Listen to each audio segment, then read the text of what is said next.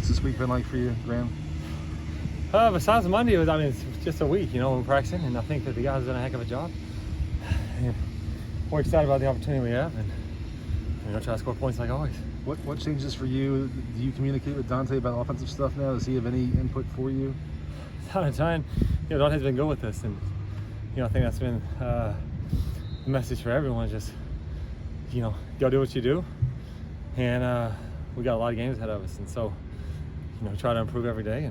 And like I said, we still got a chance to do a lot of special things, win a lot of football games, and that's our goal always.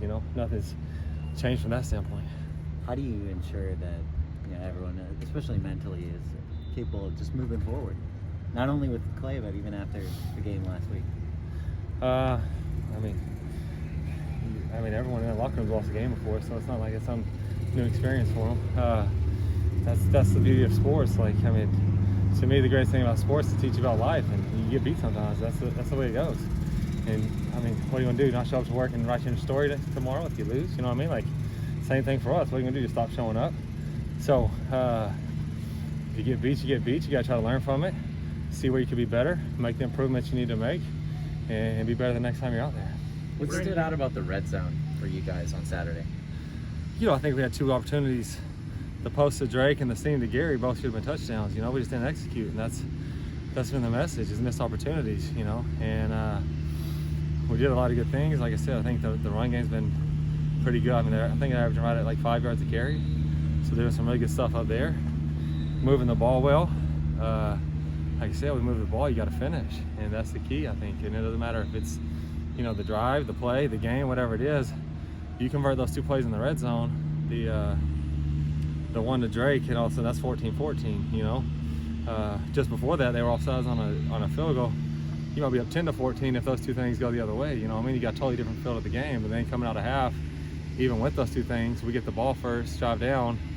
Keita made one of the better throws I've seen him make, and we just don't make the play. You make that one at 17-21. Like I said, it's just a different feel of the game. And then we turn the ball over, give them 6 on offense. Maybe the next drive, but those are 3 plays right there alone on offense that if those don't happen, or if they go the other way, you have a completely different feel to that football game. You know what I mean? Just the flow of the game, the momentum of the game, probably the score. We're probably up, and so you got to make them. You got to finish. You got to execute, and that's what we've preached since we've been here. And we're not going to stop that. It's you got to execute, and it doesn't matter where it is. I think that the mistakes are probably more seen or highlighted when you're in the red zone, because those are direct points off the board, where in the open field it doesn't feel like direct points off the board, although at times it can be, and so like I said, I think mistakes are magnified when you're in the red zone, and you got to execute down there. When there's a change at the top, how does it impact you as coaches in terms of how you look at the future? It doesn't change much. It changes because Coach Helton's not in there every day, but as far as doing our job, as long as we're here, we got to go do it. You know what I mean? And like I said, I think we have a good football team and a lot of games ahead of us, and a lot of things we can accomplish ahead of us. And so I think that our guys understand that, our players understand that.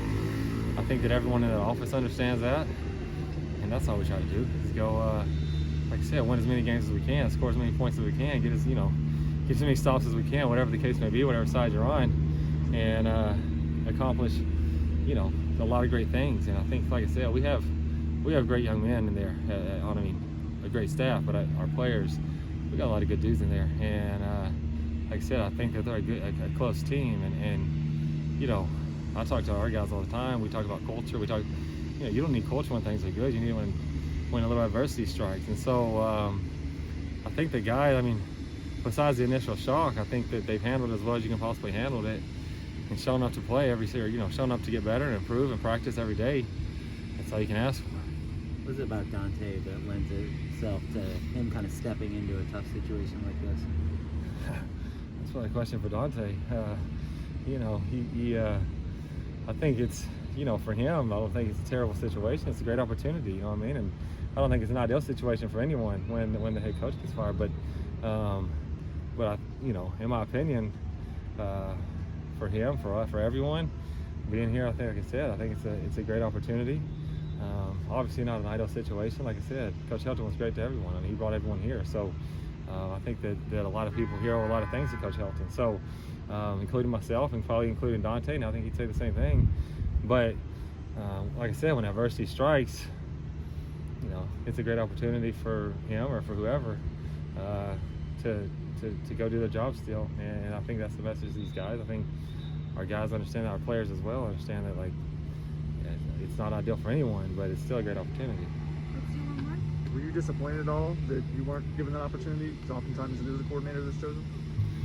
I think that the administration, I think, did what they had to do that they thought was best, and Coach Helton even used to talk about this, even before when he was here, about if something were to happen to him. Even last year during COVID, we had this conversation. I think Jinx probably would have taken over for that role just because he wanted the coordinators to be able to focus on their jobs and continue to try to put together game plans and execute their side of the ball. And so that's what we're trying to do. You know what I mean? I think that's our goal. I think that's TL's goal. That's our goal on offense, is to keep executing, keep doing our job, keep trying to win football games. And obviously in a situation like this, there's a lot of stuff that's not even on the field that any interim's going to have to deal with, but that Dante's going to have to take care of.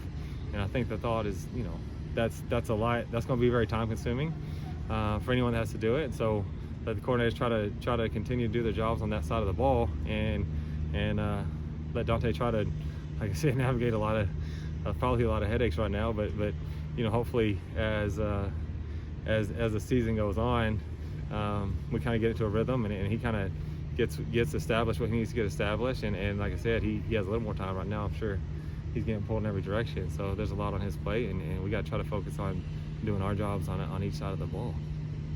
Yep.